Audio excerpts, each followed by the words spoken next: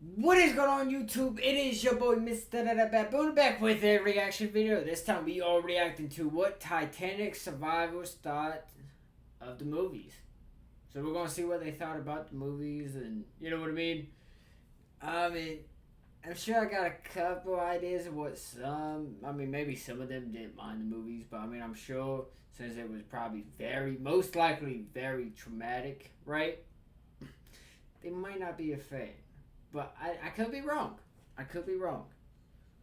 But let me know what you guys think. All that good stuff. Check the description. Video link down below. And the channel link down below if you guys want to check it out. So with that being said, let's go ahead and get right into this. First, let's like. There's a little bit of information. The Titanic sank on 15th April 1912 in the North Atlantic Ocean. So it was the largest ocean liner in service at the time. Titanic was 4 days into maiden voyage to New York and with So definitely interesting. Titanic's always interesting to learn about though.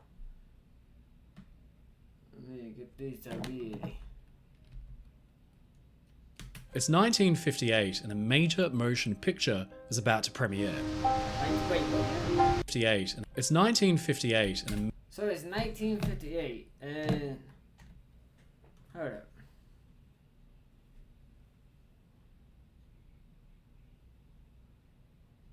'58. 1958.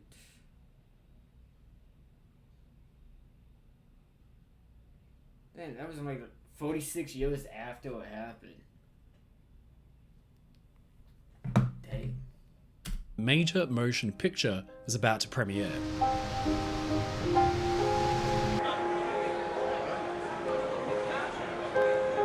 The media is whipped into a frenzy because this is not just any film. A Night to Remember is based on a legendary book of the same name, and it details in graphic reality. Now this one right here I have not seen. I don't recall seeing this. The sinking of Titanic, which had occurred just 46 years earlier. On the red carpet that night is the usual assortment of producers, directors, well, I guess if I would waited, I would have got the answer, writers, and actors, including massive names of the day like Kenneth More. But mixed in with that crowd were three elderly gentlemen who might have gone unnoticed by the press and the crowd, but their story and their importance couldn't be understated because they'd actually been there that night when Titanic had sunk. Their names were Joseph Boxall, 4th officer, Herbert Pittman, 3rd officer, and saloon steward Walter Nichols. What these men had experienced that night was horrendous, and they had seen with their own eyes Titanic take her dying plunge. Now they were about to see it again. They stepped into the Odeon Theatre in London, and the projector fired up to premiere A Night to Remember to the world. It's a question I get asked a lot. Did any Titanic survivors see any of the movies, and if so... Now I will say, I've always wondered that. And now I'm getting those answers. What did they think? Well, the answer is yes. Quite a few experienced the various movies made about Titanic, and the historical record has fortunately recorded their reactions, and some might surprise you. From the appalled and the offended, to the content and proud, and even one survivor who had to be prevented from joining on as an extra to experience the sinking all over again. Huh? Thanks to research of historians and... What? Oh wait. What? Some fine articles over at Encyclopedia all over again. Thanks to research from joining on as an extra to experience the sinking all over again. Thanks to research of historians and some fine articles over at Encyclopedia Titanica, today we'll explore the reactions of Titanic's survivors to the movies and see how accurately Hollywood portrayed the story. Ladies and gentlemen, I'm your friend Mike Brady from Ocean Liner Designs, and this is what Titanic survivors thought of the movies. I'm definitely intrigued. Eve to me is basically freedom. I don't know if you guys can It's a hear giant that open or not, universe but it's where done. you can do whatever. So I'm really hoping the Wi-Fi doesn't go out or anything. Because if it does, I'm going to have to redo this whole video. And I will definitely do this.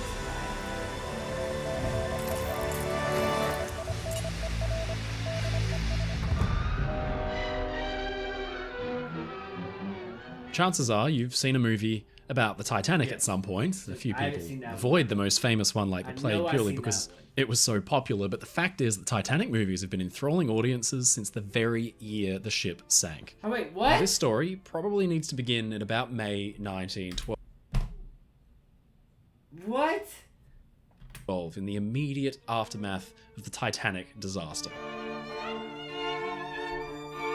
Now, the news had shocked the world and become one of the first true smash global news stories, and naturally it generated an insatiable appetite for souvenirs, merchandise, and that newfangled entertainment media, the silent moving picture.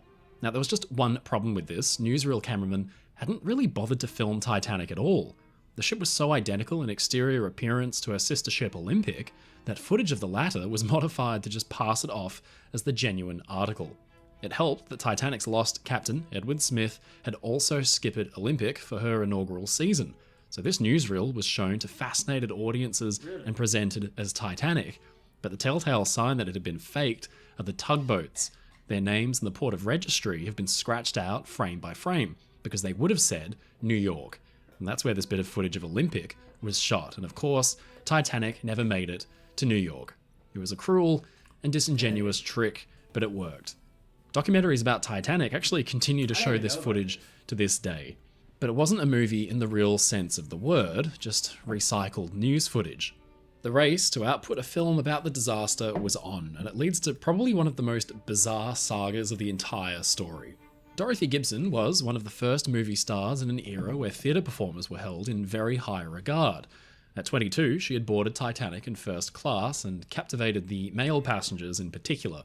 And on the night of the sinking, she'd actually been up late playing bridge whist, and she, along with her mother and a party of some of the bridge whist players, had boarded the first lifeboat to leave the ship. Now, incredibly, almost as soon as she got back to New York, Gibson was attached to a production about the sinking, aiming to capitalize on that massive international interest in the disaster. The film has been lost to history, unfortunately, but we know a little bit about it.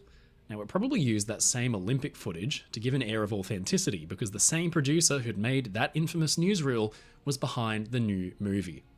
To give it a touch more realism, Gibson actually wore the outfit she had worn aboard the lifeboat when she had evacuated the ship. Saved from the Titanic was released less than a month after Titanic had sunk, and in fact, filming took just 1 week, making use of a derelict transport ship to stand in for the lost liner. The film was a smash hit, with sold-out viewings. Bro, it just a week after. That's Across the US, crazy. but I didn't even reviews know that. weren't all good. First was the obvious fact that the Excuse me. film was a soulless attempt at cashing in on the disaster while the bodies of victims were still being recovered at sea. So what did the survivors think of the film? Well, first there's Gibson herself, and while she may appear to have been a willing participant, it seems that the truth is a little bit more uncomfortable, that she may have been manipulated or pressured into it by the producer with whom she was having an affair. Now, throughout the production, Gibson's nerves were shot. She openly wept in the middle of filming. Her discomfort did not go unnoticed. One reviewer said that Gibson had the appearance of one whose nerves had been greatly shocked. Another reviewer called out the blatant exploitation, saying, "The bare idea of undertaking to reproduce in a studio, no matter how well equipped, or by reenacted sea scenes an event of the appalling character of the Titanic disaster with its 1,600 victims is revolting, especially at this time when the horrors of the event are so fresh in mind. And that a young woman who came so lately with her good mother safely through the distressing scenes can now bring herself to commercialize her good fortune by the grace of God is past understanding." Now, what other survivors thought of this film is sadly lost to history, but maybe the reaction can be gauged by what happened to Gibson next, because she actually quit the movie business for good, and Saved from the Titanic became her last ever picture. wow. Now, it wouldn't be until about the 1950s that any serious or worthwhile attempt was made at depicting the Titanic disaster on film again. By then, most of Titanic's survivors were now already elderly, but the passage of time brought some convenient factors for filmmakers. For one, many survivors were, over 40 years after the event, now ready to talk about their experiences. Researchers like Walter Lord were conducting more in-depth research about the disaster, Lord would release his findings in the best-selling book A Night to Remember in 1955. But 2 years earlier, in 53, the first major Hollywood movie about Titanic was released, and many survivors from the real disaster jumped at the opportunity to go see it. The film, appropriately named Titanic, was released in 1953 to much acclaim, and it boasted a star-studded cast. But the film, objectively, was not that great. It was full of inaccuracies which will frustrate any serious Titanic nerd. For example, throughout the entire sinking, an annoying alarm blasts almost non-stop, which of course just didn't happen in real life. But given the scarcity of serious research done on the disaster and the fact that this was Hollywood's first attempt at depicting it, the effect was enthralling. Of course, newspapers rushed to interview survivors who had seen it, and fortunately, quite a few did. Eugene Daly had been a young third-class passenger aboard Titanic, and his survival was remarkable for the fact that so few passengers of his demographic actually made it off the ship alive. He had made himself known around the ship for his playing of the pipes as the vessel left his native Ireland. He tried to board one lifeboat early on in the sinking, but was forcefully pulled out of it, and in the end he narrowly escaped the sinking ship by helping free one of the collapsible boats from the ship's officers' quarters roof, climbing in from the freezing water after the boat had floated free of the wreck. When Titanic came out in 1953, Daly was then 72. He was quite complimentary of the film, saying that the producers had done a fine job of reproducing the feeling of the night, given they hadn't experienced it themselves. He liked it so much, in fact, that he went to go see it a second time, although he did criticise the lack of likeness between actor Brian Aherne and his character Captain Smith. Daly was especially touched by the depiction of Catholic priests offering absolution as the ship sank, something he said was one of the last sights he'd taken in from aboard the liner. Now, other survivors' reactions to the 1953 Titanic film were mixed at best. Actually, it's really an interesting depiction of the wide variety of test. To be honest, I didn't know. I wonder if he means like it was like divided, or you know what I mean? You know? Testimonies that often conflict from the night's event itself and demonstrate at least a little bit why eyewitnesses can sometimes be a little bit unreliable. Anna Nisten had been another third-class passenger, aged just 22. After the disaster, she often suffered nightmares, but in 1953 she overcame her trauma and went to go see the film. She cried all the way through it, and afterwards she said, "I wanted to see the picture, still not. I would not feel good if I didn't, but I cried. I remembered some things. The picture was wonderfully done." Another survivor was Bertha Moran, also from third class. As she watched the film, and the lifeboats were lowered away, she exclaimed it was just like that. She thought the movie was very good, even though reliving the memory of it must have been traumatizing since she had lost her brother in the sinking. Damn. Addie Wells was a second-class passenger aboard the ship. Of the movie, she said, "I don't see how those movie people got the scenery to look so real." She said it looked just like the Titanic as I remembered it. Other survivors were less enthusiastic about the movie. Percy Oxenham had been a second-class passenger aboard the ship, who, after surviving, joked that he wouldn't return to England unless a bridge was built across the Atlantic. He criticised the 1953 movie, first for the depiction of the orchestra playing their instruments right to the end. He said, "There was no band playing accompaniment to Nearer My God to Thee. It was impossible to play because all the instruments were below in the quarters and the hatches were battened down." Now, this is an unfair criticism because although Oxenham might not have heard or seen the band, we know, of course, that they did actually play their instruments throughout the sinking, but his next point is a fair one. He pointed out that John Jacob Astor, Titanic's richest passenger, is depicted as selflessly giving up his spot in a boat for a woman with a baby, but in reality Astor had actually asked to join his wife in a lifeboat, but was refused, so he simply stepped back. Jack Ryson, who'd been travelling with his family in first class, simply said that the movie was, quote, "not real." To get started in data analytics, you don't need previous experience or a degree. The Google Data Analytics Certificate. Interestingly, other survivors criticised the movie for being too depressing in its realistic representation of the ship's sinking, which when you think about it is probably more of a compliment to the film's production qualities given the circumstances. Survivors Leah Axe and Selena Cook watched the film together and it brought them to tears. Leah described it as depressingly realistic, a strange contrast to Cook, who called it good entertainment for everyone. Addie Wells, who had previously commented on the realistic sets and the special effects, agreed with Leah Axe when she called it terribly depressing. Now, plenty more survivors watched the film, but their reactions went unrecorded. Historical inaccuracies aside, obviously the opportunity to relive the events was a huge draw for many, either for closure or, as Selena Cook put it, for good entertainment. But nothing would come close to the hullabaloo just 5 years later, when Walter Lord's book was turned into a movie that still stands today as possibly the most accurate depiction of Titanic ever filmed. Incredibly, this time, surviving passengers, crew, and even the ship's own officers were brought in as consultants to help the accuracy and realism, and the results speak for themselves. A Night to Remember is considered one of the greatest historical films of all time because it did so much to avoid the overdramatization and the sensationalism that had been attached to the Titanic story for nearly 50 years since it sank. Walter Lord's book cut through the rubbish thanks to his exhaustive research. Now, fortunately, it meant that when it came time to make the film, the survivors he had interviewed already for the book and become friends with were eager to put their hands up to help with the film. And, to the filmmaker's credits, the producers were keen to oblige. Now, chief among the consultants for the movie was Joseph Boxall. He had played a pivotal role in the voyage, the sinking, and the evacuation because he'd been Titanic's fourth officer. Titanic's sinking had been a source of despair to Boxall ever since. He had barely spoken of it, so family and friends were actually surprised when he agreed to serve as a consultant on the film. Boxall was naturally a quiet and reserved man. On the night of the sinking, he, as one of the junior officers, was on duty and made it to the bridge just after the collision. He performed an inspection of the damage and then, famously, was tasked with calculating the ship's position for distress calls to be sent on. His position was about 15 miles, or 30 kilometers, too far northwest of the real disaster site, but it was close enough so that the rescue ship Carpathia made it to pick up survivors just a few hours later.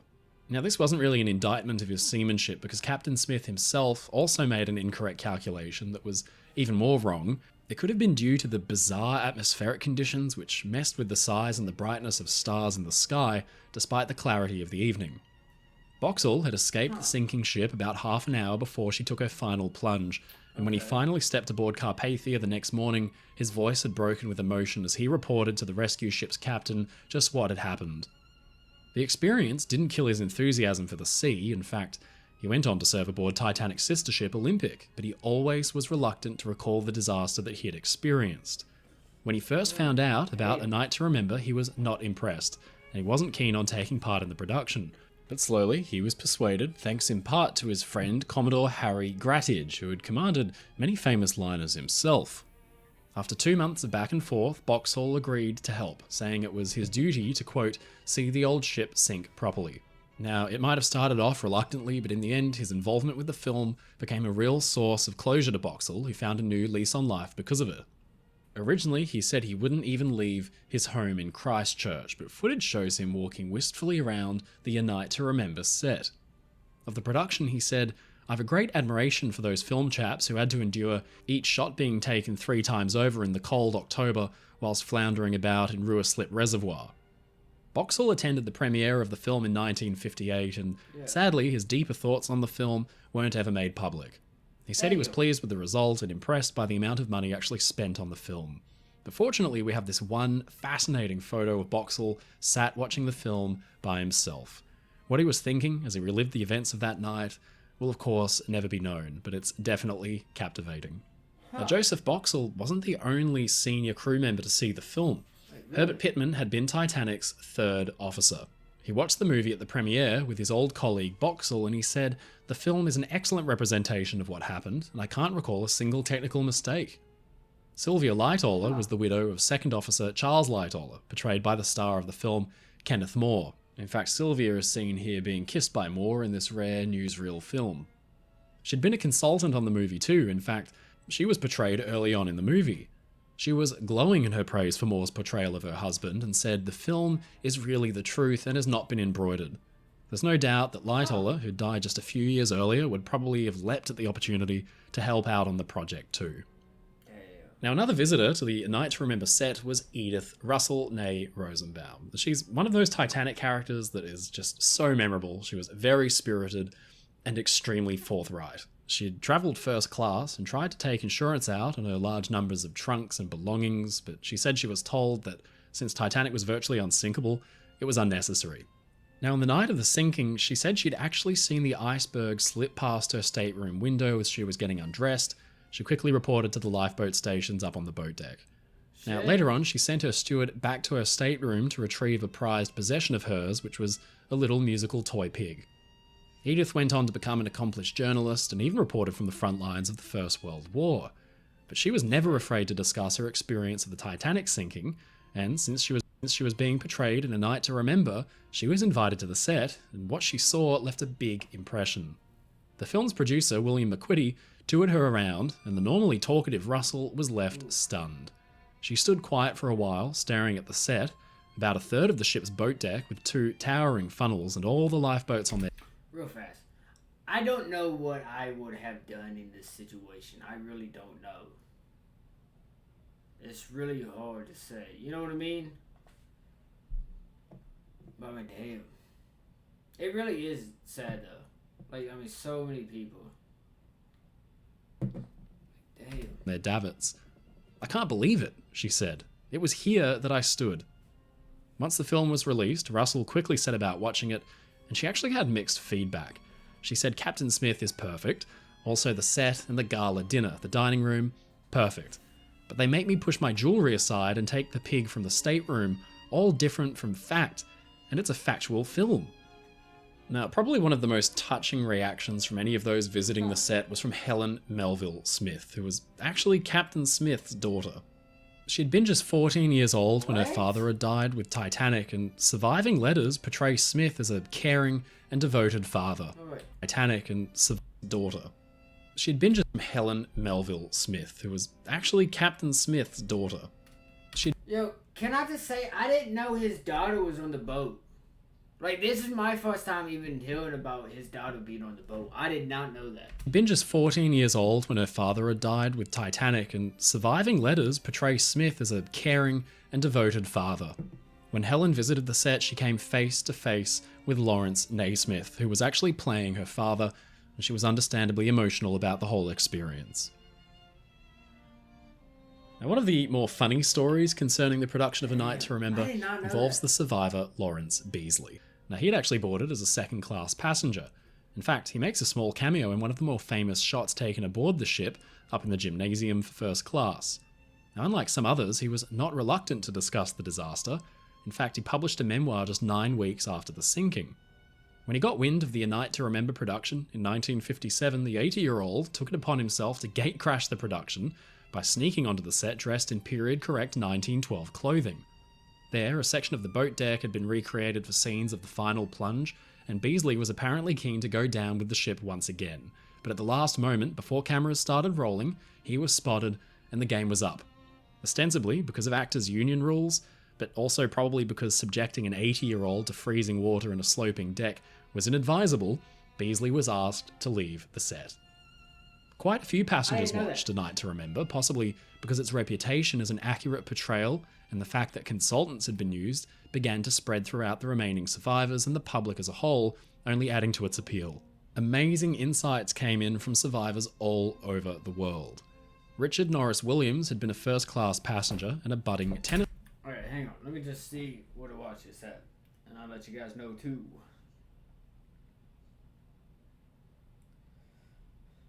It's called, what, A Night to Remember, I do believe.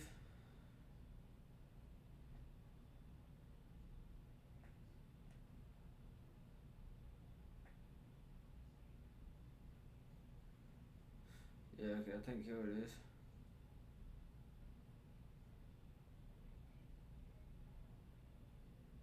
I mean, it looks like it's on Prime, Pluto, Plex, I think that's how you say that. Tubi, and then Apple TV to buy, to rent. You know what I mean?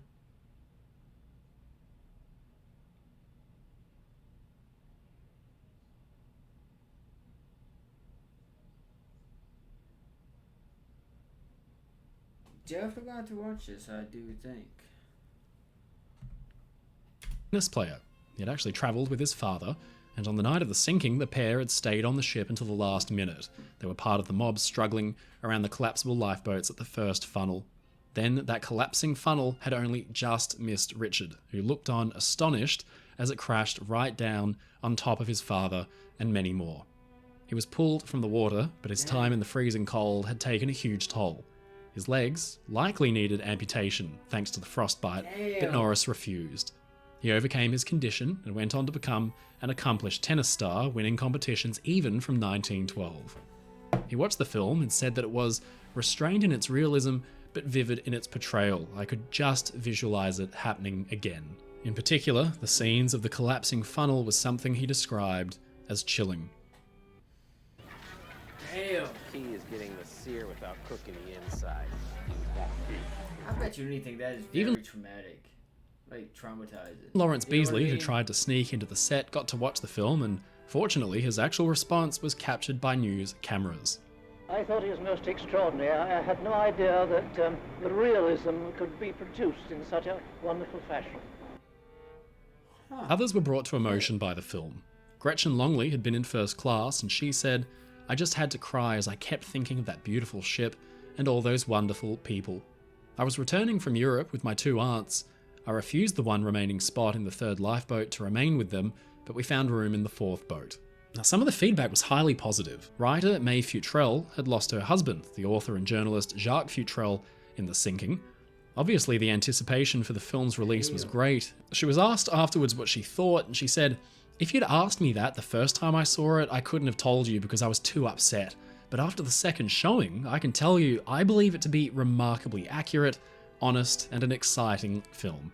More inaccurate nonsense has been written about the Titanic than I have time to tell you, but speaking for the portions of that picture that relate to my own experiences and to what I saw and heard, I can only tell you this is the way it happened. I was there, and I know." But the sad truth is that the vast majority of survivors who watched A Night to Remember found the experience to just be too emotionally exhausting. Yeah. Renee Harris, That's the what theatre manager and producer, had been travelling first class with her husband when she boarded a light. Now, another visitor to the A Night to Remember set was Edith Russell Nay Rosenbaum. She's one of those Titanic characters that A Night to Remember set to help out on the project too. She's one of those Titanic, right? She had travelled first, told that said she'd actually seen her. Edith went on, she was never around deck, she said. So the set and the guy experience discussed the wind of the introduction section of the boat deck and once again. Ostensibly, and the budding ship until the then that collapsed right down in the freeze of the frost accomplished tenant was happening again. In particular, even Lawrence was captured. Others were brought to cry emotion by the film. Gretchen Longley had been in first class, and she said, "I just had to cry as I kept thinking of that beautiful ship and all those wonderful people. I was returning from Europe with my two aunts. I refused the one remaining spot in the third lifeboat to remain with them, but we found room in the fourth boat." Now, some of the feedback was highly positive. Writer May Futrell had lost her husband, the author and journalist Jacques Futrell, in the sinking. Obviously, the anticipation for the film's release was great. She was asked afterwards what she thought, and she said, "If you'd asked me that the first time I saw it, I couldn't have told you because I was too upset. But after the second showing, I can tell you I believe it to be remarkably accurate, honest, and an exciting film. More inaccurate nonsense has been written about the Titanic than I have time to tell you, but speaking for the portions of that picture that relate to my own experiences and to what I saw and heard, I can only tell you this is the way it happened. I was there, and I know." But the sad truth is that the vast majority of survivors who watched A Night to Remember found the experience to just be too So the majority. emotionally exhausting. Renee Harris, the theatre manager and producer, had been travelling first class with her husband. When she boarded a lifeboat, she had actually jumped out of it, so desperate was she to stay with him, but she was finally evacuated just before the ship's final plunge, while her husband, Henry, remained behind and was lost. 46 years later, the pain was still too much. "I'm afraid I'm a sissy," she said. "I couldn't get myself to attend the premiere, but submitted to viewing it privately. I only watched the very beginning. It was so realistic. I couldn't take it." In fact, at a special screening of the film before its general release, she had walked out of the theatre. "I will never see the rest of this," she said. "It carried me too realistically back to that night." She later said, "It was a night to forget." Now, the same was true of two other survivors, Anna Bolton and Eva Hart. Anna said simply that when the boat started to sink, "I left." Eva had been just 7 years old when she boarded Titanic, but the memories were still fresh and vivid. She reflected on A Night to Remember when she said, "My personal feelings were mixed. I thought and still think it a really marvellous film, one which I doubt can be bettered, but there are one or two scenes of the actual sinking which I couldn't bear to watch. Although I've seen it many times, I still close my eyes when these come on the screen. Now, one survivor reaction to the film is particularly moving, even without any recorded verbal testimony. Emma Bliss was a stewardess aboard the ship. In 1958, she was in her 90s, and she watched the film, emotionally supported by her nurse. Her thoughts weren't recorded, but a series of photographs from the viewing show her simply breaking down at the side of the sinking. Now, naturally, with the passage of time, the number of Titanic survivors began to dwindle as they passed on. By the time the 70s and the 80s and the 90s came around, when the next batch of Titanic films were ready for production, there were precious few people left who could actually remember the night of the sinking. In 1997, James Cameron's Titanic was released to global acclaim. Naturally, it sparked a huge revival in interest in the Titanic story, and there was a mad dash to secure the thoughts of survivors. The only issue was that there were very few left. Eleanor Johnson had been just 2 years old aboard Titanic, and her survival was remarkable as well because so few children from third class had ever made it off alive. In fact, survival rates were around 40% or less. Of course, she couldn't really remember the events of the night, but she had vague recollections of being cramped into a lifeboat in her mother's arms and the screams of people around her. Eleanor was moved by the film, but enjoyed it nonetheless. In fact, she actually watched it 2 times and particularly enjoyed the opening scenes of the ship on the ocean floor. Other parts she found difficult to watch. "I did a lot of crying," she said. Milvina Dean was the last living survivor of the wreck, and her opinion of the movies was straightforward. She'd been just a child aboard Titanic too, but the disaster had left a lasting impact because she lost her father in the sinking. Watching A Night to Remember in the 50s had brought nightmares, and in 1997 she outright refused to watch James Cameron's film. To her, it was all too real. "The Titanic was a tragedy which tore so many families apart," she said. "I lost my father, and he lies on that wreck. I think it is disrespectful to make entertainment of such a tragedy." In May 2009, Milvina Dean passed away at 97 years of age, bringing to an end the living memory of Titanic.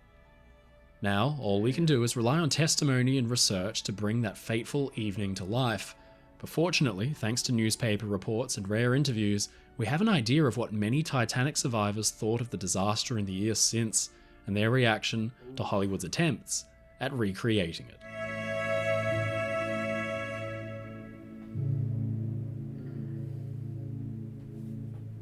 Ladies and gentlemen, it's your friend Mike Brady from Ocean Liner Designs. I think that's it, right? Looks like it's it. Let me know what you guys thought about the video. It's a long one. I know it is definitely a long video.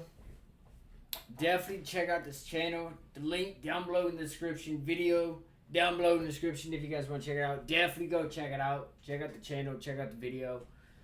You know what I mean? Oof. Let me know what you guys' thoughts are. I'll see you guys in the next one. Positivity is key. Motivation is key. Happiness is key. You guys stay safe. Watch out for each other. We'll see you guys in the next one.